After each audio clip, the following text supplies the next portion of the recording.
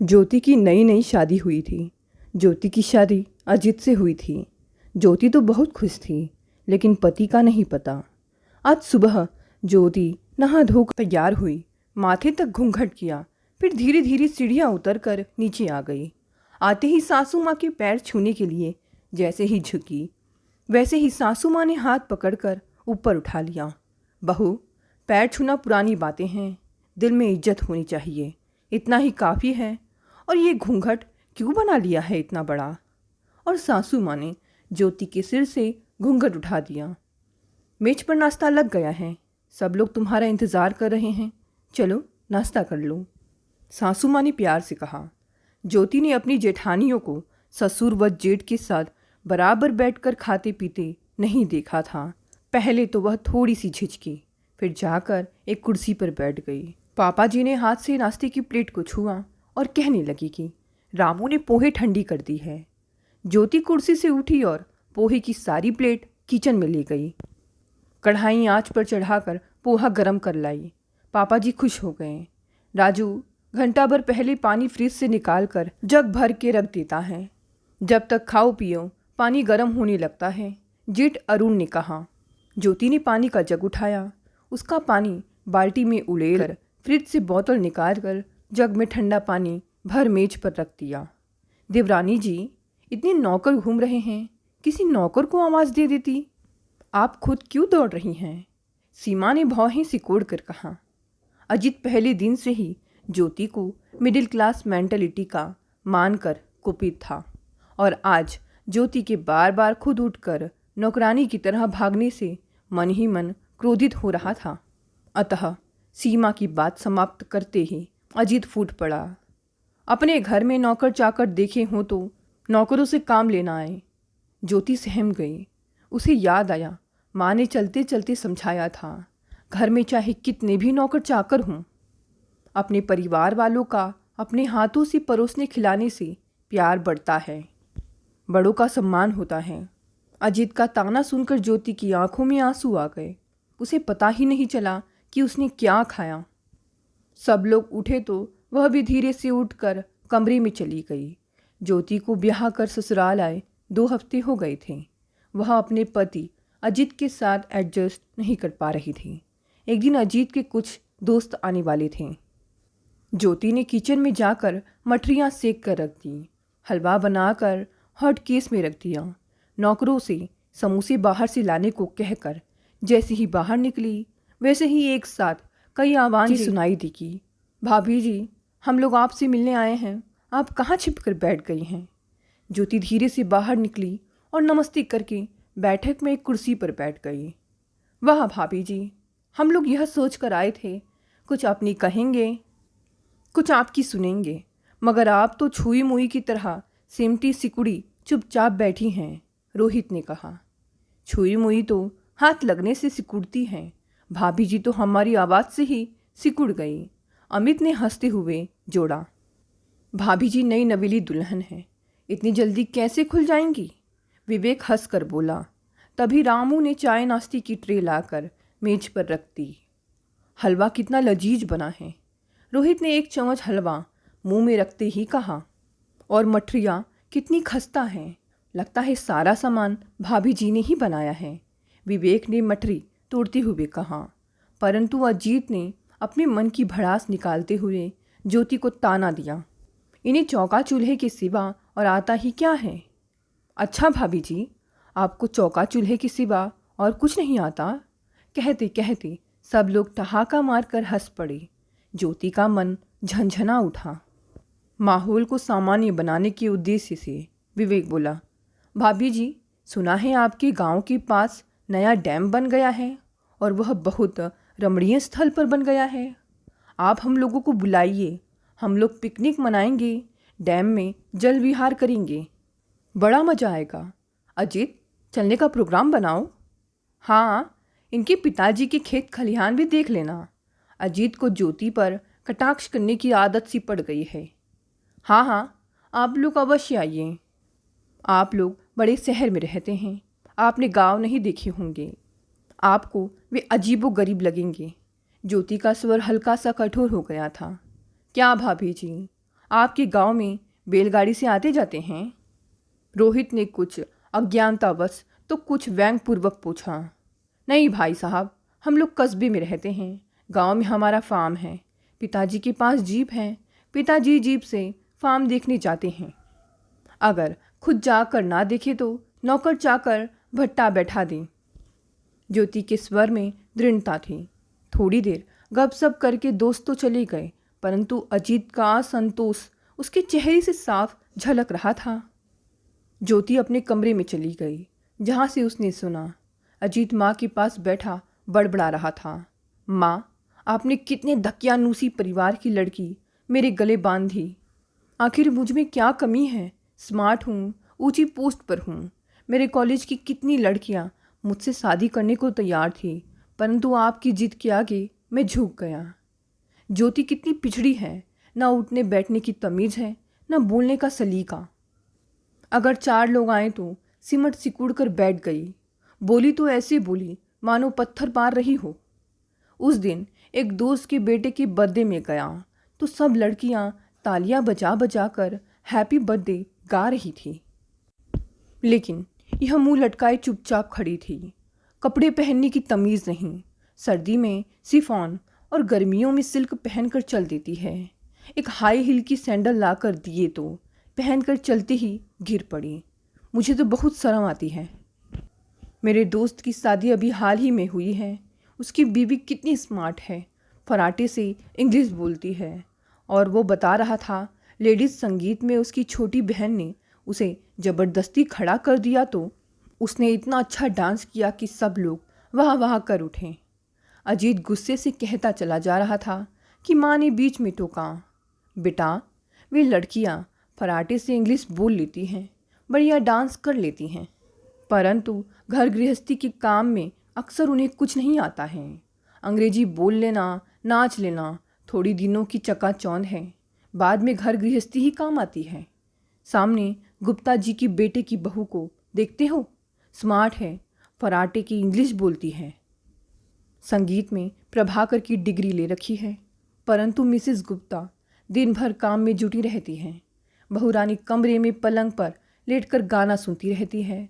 न सास की लाज, न ससुर की इज्जत। ज्योति सुंदर है, पढ़ी लिखी है, घरेलू वातावरण में पली बड़ी है, शहर में रहकर सब सीख जाएगी। माँ ने अजीत को समझाते हुए कहा, माँ, घर गृहस्थी का काम तो एक अनपढ़ लड़की भी कर लेती है। इतना तो मैं कमा ही लेता हूँ कि घर गृहस्थी के काम के लिए एक नौकर रख सकता हूँ, और हमारे घर में तो 2-2 नौकर हैं। आजकल शहरों में जगह जगह रेस्टोरेंट व होटल खुले हुए हैं। फ़ोन कर दो, मनपसंद खाना घर बैठे आ जाएगा। कुछ सोशल लाइफ भी तो होती है। अजीत की बातें ज्योति कमरे से सुन रही थी। उसका एक एक शब्द उसका मन चीरता चला जा रहा था। ज्योति को अपनी माँ पर भी क्रोध आया कि क्यों उन्होंने कितने पुराने संस्कारों में उसे ढाल दिया। उसने महिला कॉलेज से बीए पास किया था और एमए करना चाहती थी। साइकोलॉजी केवल चर्च कॉलेज में पढ़ाई जाती थी, जहाँ सह शिक्षा थी। लड़के लड़कियाँ एक साथ पढ़ते थे। माँ कितनी मुश्किल से चर्च में एडमिशन के लिए तैयार हुई थी। ज्योति कॉलेज जाती थी, माँ तो हिदायतों की पूरी लिस्ट उसे दे देती थी कि लड़कों के पास मत बैठना, लड़कों से बात मत करना, अगर कुछ पूछना जरूरी हो तो नीचे नज़र डालकर धीरे से बोलना। माँ ने कितने उदाहरण दे डाले थे कि सीधी साधी लड़कियों को कॉलेज के लड़के बरगला कर गलत रास्ते पर ले जाते हैं। लाइब्रेरी में लड़कों के साथ बैठकर पढ़ने की इजाज़त माँ ने कभी नहीं दी। इसी कारण उसका एमए का डिवीज़न बिगड़ गया था। माँ ने घर से अकेले कभी निकलने ही नहीं दिया। एक दिन माँ के साथ वह पिक्चर देखने गई थी। उसके पास एक लंबी लड़की बॉयकट बालों में जींस पहने बैठी थी। अंधेरे में माँ को शक हुआ कि यह लड़का है। माँ उचक उचक कर देखने लगी तो उसे थोड़ा गुस्सा आ गया और यह लड़का नहीं, लड़की है। उसके मुंह से चिल्लाहट भरे स्वर ऐसे निकले कि आसपास के लोग उन्हें घूर घूर कर देखने लगे। माँ तो आश्वस्त होकर बैठ गई थी, परंतु उसका मन पिक्चर में फिर न लग सका था। अगर इतने पुराने संस्कारों में पाला था तो इतने एडवांस घर में उसकी शादी क्यों कर दी, जहाँ शालीनता को मूर्खता समझा जाता है। एक दिन माँ कह रही थी कि तुम्हारे पिताजी चाहते थे कि उनकी बेटी की शादी बड़े घर में हो, जहाँ नौकर चाकर, कार व बंगला जाते ही मिल जाए। माँ की कितनी निर्मूल धारणा है। ऐसे बड़े घर का क्या करना जहाँ भौतिक सुख की सारी सुविधाएं हों, परंतु मन को एक पल भी चैन ना मिले। एक शाम कपड़े पहनकर तैयार होकर अजीत कहीं जा रहा था। उसने इतना ही पूछ लिया था, कहाँ जाने की तैयारी है? अजीत कितनी जोर से बिगड़ पड़ा था। मैं कहाँ जाता हूँ, कहाँ उठता बैठता हूँ, किससे बात करता हूँ, इसमें तुम हर समय टांग अड़ाने वाली कौन होती हो? तुम्हें हाई सोसाइटी में उठने बैठने की तमीज़ नहीं है तो क्या मैं भी उठना बैठना बंद कर दूँ? ज्योति के संस्कार परंपरागत अवश्य थे, परंतु उसका व्यक्तित्व स्वाभिमानी था। रोज रोज का अपरोक्ष तिरस्कार तो वह किसी प्रकार सहन कर लेती थी, पर इस अनावश्यक प्रताड़ना से उसके मन में विद्रोह जाग उठा। उसने सोच लिया कि वह अपने को बदल कर अजीत को सीख जरूर देगी। अगले जाड़ों में दिल्ली में उसकी सहेली सुधा की बहन की शादी थी। उसने शादी के निमंत्रण पत्र के साथ मम्मी जी के नाम पर एक विनयपूर्वक पत्र भी लिखा था। ज्योति को इस विवाह समारोह में सम्मिलित होने की आज्ञा दे दें। मम्मी जी ने पत्र अजीत को दिखाया। अजीत के पास छुट्टी नहीं थी और पत्नी ज्योति के प्रति उसके मन में ऐसी खटास थी कि उसे ज्योति से कुछ दिन की दूरी की बात राहत देने वाली ही लगी। उसने उसे अकेले चले जाने को तुरंत कह दिया। जाने के लिए निश्चित हुए दिन अजीत ज्योति को फर्स्ट क्लास एसी में ट्रेन में बिठा गया। ट्रेन के चलते ही ज्योति ने भी एक स्वतंत्रता की सांस ली। उसकी मन में स्फूर्ति भरती जा रही थी। रास्ते के दृश्य उसे बहुत सुहावने लग रहे थे। नई दिल्ली स्टेशन पर उसकी सहेली सुधा व उसके पति दीपक उसे लेने आए थे। ज्योति की ट्रेन से उतरते ही सुधा ज्योति से लिपट गई। कॉलेज छोड़ने के एक अरसे बाद दोनों सहेलियां आपस में मिल रही थीं। सुधा के घर पहुंचकर ज्योति को लगा कि वह किसी दूसरी दुनिया में पहुंच गई है। विवाह हेतु घर की सज्जा सरुचिपूर्ण थी। दूसरे दिन बारात आने वाली थी। केले के पत्तों व फूलों से सजाया गया था। बाहर पंडाल में बारातियों के बैठने व खाने पीने की व्यवस्था थी। मेहमानों से घर भरा था। बारात मेरठ से दिल्ली आ रही थी। दूसरे दिन शाम को बारात खूब धूमधाम से चढ़ी। दुल्हा पक्ष के लड़कों व कन्या पक्ष की लड़कियों में खूब हंसी मजाक चल रहा था। हंसी के फुहारे छूट रहे थे। ज्योति इस प्रकार के खुलेपन को आश्चर्य से देख रही थी। रात में विवाह हुआ। दूसरे दिन बारात विदा होने वाली थी। सुबह चाय नाश्ते के बाद वर पक्ष के कुछ चुलबुली लड़कियों ने कन्या पक्ष के कुछ मंझले लड़कों को घेर लिया। लच्छेदार मीठी मीठी बातें की और शहर घुमाने का प्रोग्राम बना डाला। लड़कियां लड़कों के साथ खूब घूमी, पिक्चर देखी और रेस्टोरेंट में खाना खाया पिया। बाद में लड़कों को अंगूठा दिखाकर बारातियों में आकर मिली। ज्योति ने आश्चर्यपूर्वक सुना कि लड़कियां आपस में ठहाके लगा रही थी। बड़े मजनू बनने चले थे। 2-4 हज़ार रुपयों के चक्कर में तो आ ही गए होंगे। सबको याद रहेंगी मेरठ की लड़कियां। अब ज्योति अजीत की तथाकथित स्मार्टनेस का मतलब समझ रही थी। बारात विदा होने के दूसरे दिन ज्योति का वापस जाने का प्रोग्राम था, परंतु सुधा ने मम्मी जी को फ़ोन करके ज्योति को कुछ दिन रोकने का आग्रह किया तो मम्मी जी मान गई। 2 दिन में सब मेहमान विदा हो गए। अब ज्योति को अजीत के कटाक्ष रह रहकर याद आने लगे थे और उन्हें सीख देने की उसकी बेचैनी बढ़ती जा रही थी। सुधा के साथ ज्योति जाकर जीन्स, ट्राउज़र, लो कट टॉप, कमीज़ आदि खरीदे। सैलून में जाकर फेशियल कराया और बाल सेट कराए।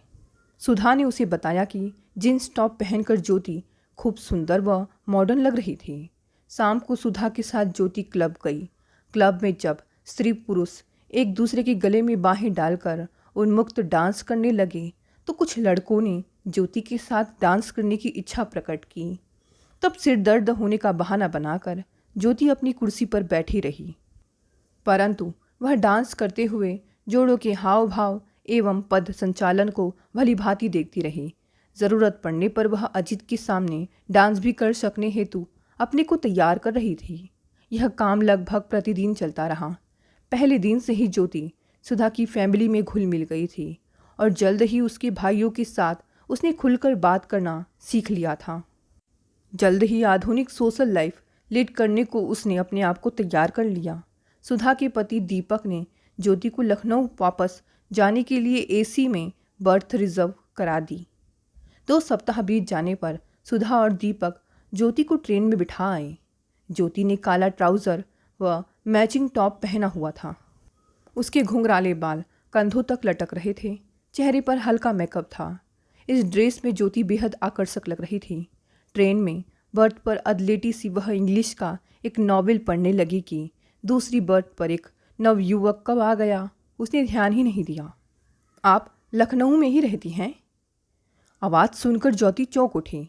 हाँ, मैं पिछले कई सालों से लखनऊ में ही हूँ, ज्योति ने निर्भीक होकर उत्तर दिया।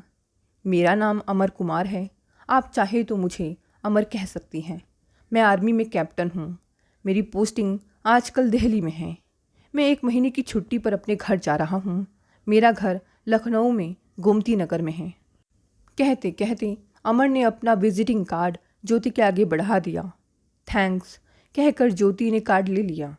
कैप्टन अमर उसे कुछ बातूनी तो लगा, परंतु उसका बेझिझक एवं निर्भीक व्यवहार अच्छा भी लगा। क्या आपका परिचय जान सकता हूँ? अमर ने पूछा। मैं सीतापुर की रहने वाली हूँ। लखनऊ यूनिवर्सिटी से हॉस्टल में रहकर मैंने एमए पास किया है। इस समय अपनी बहन के पास निराला नगर में रहकर एग्ज़ाम की तैयारी कर रही हूँ। इसी सिलसिले में दिल्ली गई थी। ज्योति ने सफ़ेद झूठ बोला था। आज उसे अपनी वैवाहिक स्थिति छिपाने में बच्चों द्वारा किए जाने वाले खेल जैसा मजा आ रहा था। आपसे मिलकर बहुत खुशी हुई, अमर ने प्रसन्न मुद्रा में कहा। मुझे भी, ज्योति ने मन ही मन मुस्कुराते हुए उत्तर दिया। फिर रास्ते में अमर तमाम बातें करता रहा और ज्योति उत्सुकता से सुनती रही। जब लखनऊ स्टेशन आ गया, ट्रेन रुकी तो ज्योति ने सिर उठाया। देखा कि अजीत डब्बे के पास खड़ा है, उसे लेने आया था। अमर, तुम्हारे साथ रास्ता कितनी जल्दी पार हो गया, पता ही नहीं चला, ज्योति ने इतनी ज़ोर से कहा कि अजीत सुन ले। अभी तो 1 महीना लखनऊ में ही हूँ, मुलाकातें होती रहनी चाहिए। अमर ने अभी तक अजीत की तरफ ध्यान नहीं दिया था। हाँ, आपका फ़ोन नंबर पास है, फ़ोन करती रहूँगी। अब तो मिलना जुलना होता ही रहेगा। ज्योति जानबूझकर खूब ज़ोर ज़ोर से बोल रही थी। ज्योति ने बड़ी आत्मीयता प्रदर्शित करते हुए अमर से हाथ मिलाया और सूटकेस हाथ में लेकर खटाखट नीचे उतर गई। अजीत आश्चर्य से कभी ज्योति को तो कभी अमर को देख रहा था। उसकी बोलने की शक्ति समाप्त प्राय हो गई थी। अरे भाई जल्दी चलो, क्या सोचने लगे, बड़ी गर्मी है। प्लेटफॉर्म आते ही ज्योति ने अजीत का हाथ खींचते हुए कहा। अजीत की समझ में कुछ नहीं आ रहा था। ज्योति के रंग ढंग देखकर वह भौचक्का हो रहा था। चुपचाप चल दिया और ज्योति के साथ कार में बैठकर घर आ गया। ज्योति बेटी, 2 हफ्ते में तुम कितनी बदल गई, मम्मी जी ने ज्योति को देखकर आश्चर्य से कहा। और मम्मी, इससे पूछो कि ट्रेन में इसके साथ वह लड़का कौन था जिससे ये हंस हंस कर बातें कर रही थी और हाथ मिलाकर फिर मिलने का वादा करके आई है। अजीत गुस्से में बोला। अरे मम्मी जी, वे अमर थे, आर्मी में कैप्टन हैं और दिल्ली में पोस्टेड हैं। यहाँ गोमती नगर में अपने घर 1 महीने की छुट्टी पर आए हैं। मम्मी जी, वे एक चित्रकार भी हैं। अपनी बनाई हुई कितनी सुंदर पेंटिंग उन्होंने मुझे प्रेजेंट की है। वे प्रतिभावान होने के साथ साथ बहुत सोशल भी हैं। उनके साथ रास्ता कब कट गया पता ही नहीं चला। यह कहते हुए ज्योति ने कैनाट प्लेस से खरीदी हुई एक पेंटिंग मम्मी जी के सामने रख दी। अच्छा, तो अब तुम उसका प्रेजेंट भी लेने लगी? अजीत अपने क्रोध पर नियंत्रण नहीं कर पा रहा था। अरे भाई, पत्नी तो हम आपकी ही रहेंगी। घड़ी 2 घड़ी किसी से हंस बोलकर मन बहला लिया तो कौन सा पहाड़ टूट पड़ा। ज्योति ने अजीत द्वारा कहे शब्दों को दोहरा दिया। अजीत गुस्से से पागल हो रहा था। उसे आगे कुछ बोला नहीं गया। वह उठकर दूसरे कमरे में चला गया। ज्योति बेटी, राजू ने खाना मेज पर लगा दिया है, नहा धोकर कपड़े चेंज कर लो, फिर कुछ खा पी लो, मम्मी जी ने उस समय बात को टालते हुए कहा। ज्योति बाथरूम में चली गई। नहा धोकर साड़ी पहनकर बाहर निकली तब मम्मी जी उसकी ओर देखकर बोली, ज्योति, साड़ी पहनकर तुम कितनी सुंदर लगती हो। ये मॉडर्न कपड़े अपनी बहू बेटियों को शोभा नहीं देते। अपने देश का पहनावा तो साड़ी ही है। मम्मी जी, मेरी समझ में नहीं आता, मैं उनको कैसे खुश करूं। इतने दिनों से वो मुझे दकियानूसी अनसोशल कहते रहे और अब जब कुछ नया सीखा है तो भी खुश नहीं है। ज्योति ने अपने मन की बात कही। अजीत आज ज्योति को अमर के साथ घुल मिल कर बोलते देखकर गुस्सा था और बगल के कमरे में उसकी और मम्मी की बातें सुन रहा था। ज्योति की बातें सुनकर वह वहीं आ गया, अपनी सफाई देता हुआ और मम्मी की ओर देखते हुए बोला, मम्मी, मेरा मतलब यह थोड़ी ही था कि ज्योति जीन्स और लो कट टॉप पहनकर अल्ट्रा मॉडर्न बन जाए और गैर मर्दों के साथ दोस्ती करती फिरे। अजीत का रुआसा मुंह देखकर ज्योति समझ गई कि अजीत को अपनी गलती का एहसास हो रहा था। अच्छा मम्मी जी, मुझे बड़ी भूख लगी है, थोड़ा खा पी लूँ तब बात करेंगे। कहते कहते ज्योति किचन की ओर चल दी। उस दिन के बाद से अजीत बहुत बदल गया था। वो जान चुका था कि अगर ज्योति अपने पर आ गई तो उसकी हालत टाइट हो जाएगी। ज्योति अपनी सफलता पर मन ही मन फूली समा रही थी। दोस्तों, ये कहानी यही समाप्त हो गई। कहानी पसंद आए तो इसे लाइक शेयर कमेंट करें। नए हैं तो इस चैनल को भी सब्सक्राइब कर लें। धन्यवाद दोस्तों, मिलते हैं अगली नई कहानी से।